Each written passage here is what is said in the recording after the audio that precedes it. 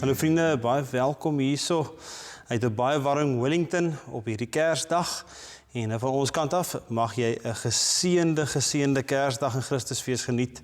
En dan mag jy ook God Drie-enig, daar waar jy is, soos wat jy kom vandag, mag jy hom ervaar ook op hierdie Kersdag. Ek was nou die afgelope tyd by 'n troue gewees en gesels met iemand wat nogal sê, dit moet nogal moeilik wees om die Kersverhaal kreatief te verkondig, want dis iets wat ons elke jaar oor en oor hoor. En ek sit toe nogal en wonder en dink daaroor, want ek dink in 'n mate is dit waar. Iets wat ons oor en oor hoor, het soms die gewoonte om afgewater te word. En dan mis ons partykeer die merkwaardigheid van hierdie verhaal en van hierdie gebeurtenis wat ons elke jaar vier. So het ons soveel tradisies en gebruike en ons maak geskenke oop en ons is saam met familie en vriende en ons spandeer die dag saam. En so is Kersfees baie dikwels gereduseer na 'n dag wat ons saam met ons familie kan ontspan en kuier en opvang na 'n baie lang jaar met soveel dinge. En ek wil jou graag uitnooi om vandag, wanneer ons weer dieselfde Kersverhaal hoor, dieselfde woorde uit Lukas 2, om dit dalk teenoor jou eie lewe en die manier wat jy en jou gesin dalk Kersfees vier te hou. En toelaat dat Christus ook vanoggend deur sy woord tot jou spreek. So kom ons lees saam uit Lukas 2 en ons gaan net die eerste 7 verse daar saam lees. In daardie tyd het keiser Augustus 'n dekreet uitgevaardig dat die bevolking van die hele ryk geregistreer moet word. Dit was die eerste volkstelling wat gehou is toe Cyrenius prokurator van Sirië was. Almal het gegaan om hulle te laat registreer. Elkeen na sy eie dorp. Josef het ook gegaan. Hy het van die dorp Nasaret in Galilea na Judea gegaan, na die stad van Dawid, wat Bethlehem genoem word, omdat hy van die huis en nageslag van Dawid afkomstig was. Hy het saam met sy verloofde Maria, wat swanger was, gegaan om hom te laat registreer. Terwyl hulle daar was, het die tyd aangebreek dat haar kind gebore moes word, en sy het geboorte geskenk aan haar eerste kind, 'n seun.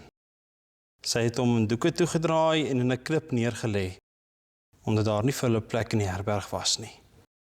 Wanneer ons hierdie verhaal lees, liewe vriende, dan lees ons dat hier eintlik op 'n baie eenvoudige wyse vertel word dat een van die grootste gebeurtenisse in ons geskiedenis plaasvind. 'n Mens kan sê dis eenvoudig en soos die Engelse sê uneventful. Daar's nie vreeslike vertellings nie en ons lees eenvoudig wat gebeur.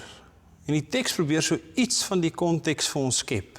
Dat die keiser 'n volkstelling gehou het, waarskynlik vir belastingdoeleindes, en dat Josef en Maria na sy geboortedorp of na sy stamdorp Bethlehem toe moet reis. En is daar waar Maria aan kraam gaan en waar Jesus Christus gebore word. Eenvoudig word die feite vir ons deurgegee. En ek wonder of ons nie die eenvoud van hierdie verhaal moet onderskat nie. Want eenvoudig word hier vertel dat terwyl die wêreld sy ding doen, terwyl mense aan die gang is, met die lewe en probeer oorleef in 'n wêreld wat baie moeilik en baie hard op mense was, gebeur hier 'n ongelooflike ding. Jesus Christus, die Verlosser, word gebore. En ons sing baie keer stille nag, heilige nag, ek dink dit is alles behalwe stil. Want soos wat Josef en Maria in die dorpie ingestap kom hulle agter dat daar is ook nie plek vir hulle nie. Soos wat die mense besig is om met hulle lewe aan te gaan, so maak hulle ook nie plek vir hierdie swanger vrou nie. Mense sou daarom dink hulle het bietjie simpatie met haar gehad, maar hulle het nie. En die enigste plek wat hulle kon kry was in 'n stal, daar waar diere bly. Sommige mense vermoed, geleerdes, dat dit in 'n grot was. Maar so eenvoudig, sonder glans, word Jesus Christus gebore. Nou mede teenoor dit wat ons doen, hoe ons Kersfees vier, die tradisies wat ons het, die gebruik van 'n kersboom en geskenke uitdeel. En ek dink ons almal ken die betekenis daar agter. Maar die vraag is, sien ons nog steeds vir Jesus in hierdie tyd? Vertel ons nog vir ons kinders van Jesus? Vertel ons nog wat is die simboliek agter die geskenke? Hoekom ons hierdie dag vier?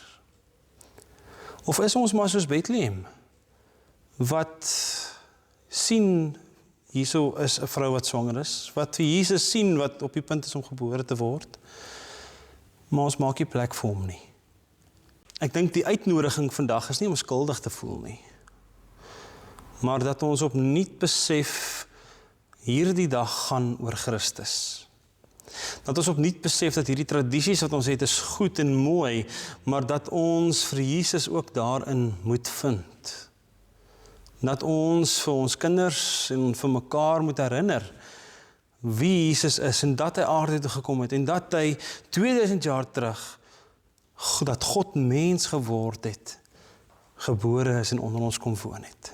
Ek wil afsluit met 'n verhaal wat Blou Willem Tron in Netwerk 24 die afgelope week vertel het. Hy skryf dat vriende van hom het besluit dat hulle 'n papierkersfees gaan hou en die bedoeling daar agter is dat hulle nie hierdie groot duur geskenke gaan koop nie, maar dat elkeen 'n gunsteling boek gaan koop vir die ander ene en toedraai onder die kersboom.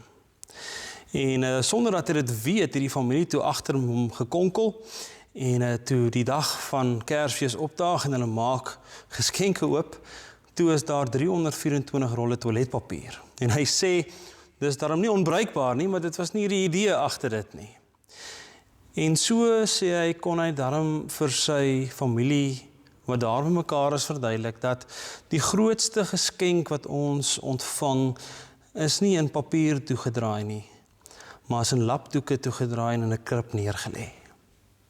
En liewe vriende, mag ons vandag, daar waar ons is, saam met familie, opnuut besef, Jesus Christus is gebore, God het mens geword.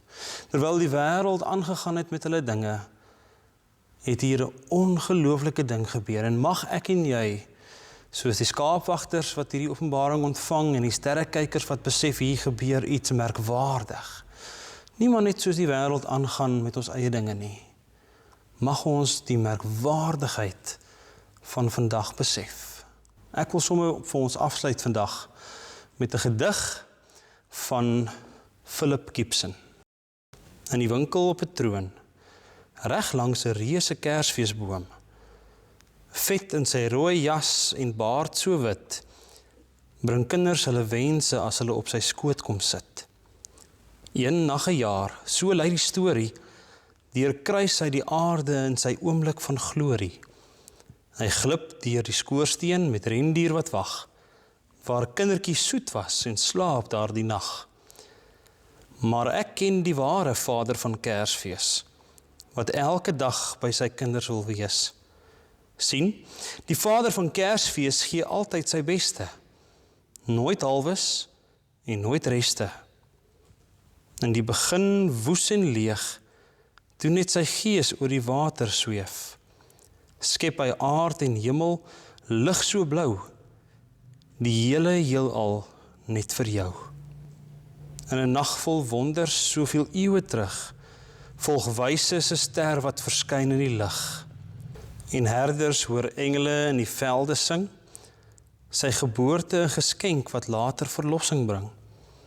Met Paasfees herdenk ons die geskenk van lewe, toe hy sy lewe gee om ons te vergewe.